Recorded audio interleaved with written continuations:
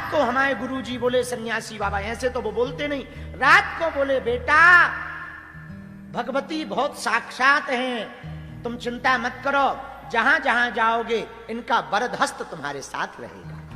और सिद्ध संत की सानिध्यता प्राप्त हो जाए तो आपका कोई बाल बांका नहीं कर सकता है। ऐसी देवी है, ऐसे अनेक घटनाएं भगवती की साक्षात हुई। हमारे दादाजी जहां हमारी झोपड़ी बनी, अभी तो पर्दा लगा है, हम इन लोगों को कहेंगे जरा आज टीवी पे वो करके झोपड़ी जरूर दिखाना। जहां हमारी झोपड़ी बनी उसके बगल में हमारे दादाजी की झोपड़ी बनी थी, मंदिर पे वो रहते थे।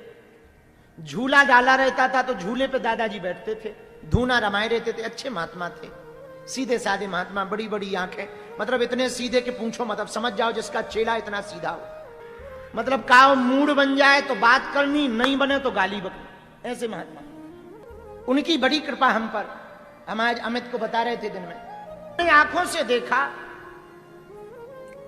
कई बार वो देवताओं से बात करते थे, ऐसे सिद्ध महात्मा दादाजी।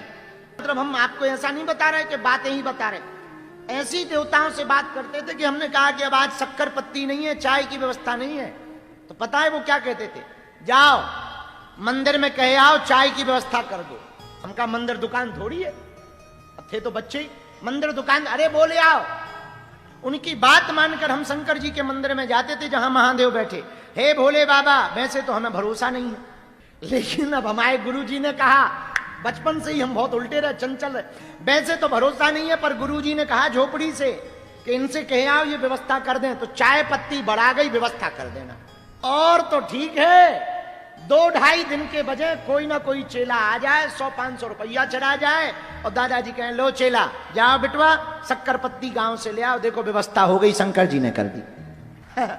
ऐसे थे महात्मा। कोई सिद्ध महात्मा की कृपा तुम पर हो जाए तो भगवती की कृपा, भगवान की कृपा तुम पर सहज हो जाती। देखो भैया, पहचान वाले से यदि मुलाकात, जैसे कलेक्टर से बात ना बन रही हो तो यदि पहरेदार से दोस्ती हो जाए ना, तो वो कलेक्टर के कान में कह देता, अच्छा आदमी है, गरीब है, मिल लो, कह देता कि नहीं।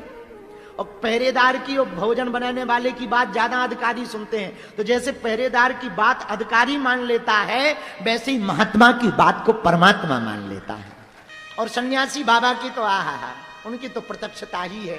भगवती तो कली काल में 2 ही हैं, शिव और शक्ति, कलयुग में 2 ही हैं। इसीलिए भैया भगवती जैसा कोई कृपा करने वाला नहीं हुआ। देवताओं पर भी जब मुसीबत आई तो भगवती ने बचाया।